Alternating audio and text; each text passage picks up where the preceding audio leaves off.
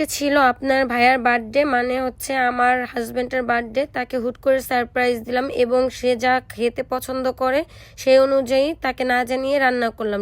সেটিই থাকছে আজকের ব্লগ ভিডিওতে। আই হোপ আপনারা সবাই ভালো আছেন। আল্লাহর রহমতে আপনাদের দোয়া আমি অনেক বেশি ভালো আছি। ফার্স্টেই হচ্ছে সে অনেকটা শীত পিঠা পছন্দ করে, তো ফার্স্ট টাইম আমি তার জন্য শীত পিঠাটা বানিয়ে ফেললাম। আমার লাইফে ফার্স্ট টাইম হচ্ছে তার জন্য এটি বানানো। সে তো পুরো সারপ্রাইজ হয়ে যাবে, যেহেতু আমি কখনোই আগে বানাইনি।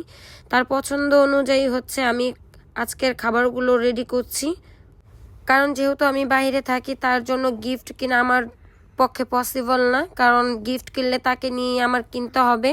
অ্যান্ড শীত পিঠাটা বানাতে বানাতেই দেখি 12টার বেশি বেজে গেছে। তো আমি তাড়াতাড়ি করে ওই অবস্থায় দেখতেই পাচ্ছেন তাড়াহুড়া করে তার কাছে কেকটি নিয়ে গেলাম। সে তো অনেকটা খুশি, হেসে দিয়ে আমার দিকে তাকিয়ে আছে, কারণ আমার মামা শ্বশুররাও হুট করে আজকের দিনে চলে এসেছে। আমি কেউ ওরকমভাবে দাওয়াত দিইনি, যেহেতু 12টার দিকে কেকটা কাটা হচ্ছে।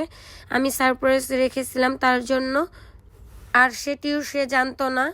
তাকে আমি বলতেছিলাম যে তুমি তো চাইলে একটা পারতে কেক আনার জন্য, তোমার বার্থডে, আমি তো এখানের কিছু চিনি না বা তোমাকে ছাড়া আমি যেতে পারবো না। তো বলতেছিল যে কেন আমি কেক আনতে যাব, তুমিও তো পারতা, আমার বার্থডেতে আমি কেক আনলে কেমন হয়। তো আমি তাকে একটু সিরিয়াস মুডে বুঝাইলাম যে আমি কিভাবে কি করব, যেহেতু আমি অনলাইন অর্ডার করলেও তারা আমার ভাষা বুঝবে না, যেহেতু তাদের ভাষা এখন পর্যন্ত আমার সেরকমভাবে জানা নেই।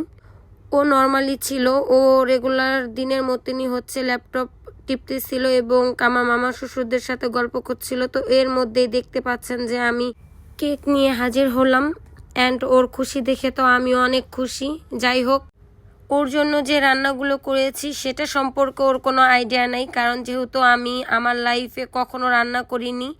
তো ফার্স্ট টাইম ওর জন্য আমি নিউ আইটেম করছিলাম, তাও আমার লাইফের ফার্স্ট টাইম এগুলো আমার করা। আমার ইচ্ছা ছিল যে আমি যেহেতু ওকে গিফট দিতে পারবো না, তো ইউটিউব দেখে দেখে হচ্ছে আমি রান্নাটা সেরে ফেললাম। এই পাশ দিয়ে হচ্ছে আমার দুলাভাই ওকে সারপ্রাইজ দিবে বলে ওর জন্য হচ্ছে পায়েস রান্না করতেছিল, অ্যান্ড বিরিয়ানিও পাকিয়েছে। তো ও কোনোটাই জানতো না, হুট করে যখন এত খাবার একসঙ্গে দেখলো ও তো পুরাই সারপ্রাইজ। আমার ভাইয়া হচ্ছে এই বিরিয়ানিটা পাকিয়েছে ওর জন্য, আর আমি হচ্ছে ফ্রাইড রাইসটা আর হচ্ছে কেকটা সারপ্রাইজ রেখেছিলাম, সাথে হচ্ছে সিদ্ধ রুটি। তো ভাইয়া ওকে হুট করে নিয়ে আসলো, যেহেতু ও জানতো না, তো খালি গায়ে হচ্ছে চলে আসছে। এখন হচ্ছে আমার সারপ্রাইজ দেওয়ার পালা। ও তো দেখেই অবাক হয়ে গেছে, পুরোটাই হচ্ছে অবিশ্বাসের মতো লাগছে ওর কাছে যে আমি সত্যি বানাইতে পারছি কিনা। ও তো অনেক খুশি। যাই হোক, যেহেতু সারপ্রাইজের পার্ট শেষ, তো এত কিছু তো আর এক ভিডিওতে দেওয়া যাচ্ছে না। যে জিনিসগুলো ওকে গিফট করব নেক্সট ব্লগের জন্য আপনারা ওয়েট করেন। তো সাথে থাকবেন, ভালো লাগলে লাইক কমেন্ট শেয়ার করবেন। আল্লাহ হাফেজ।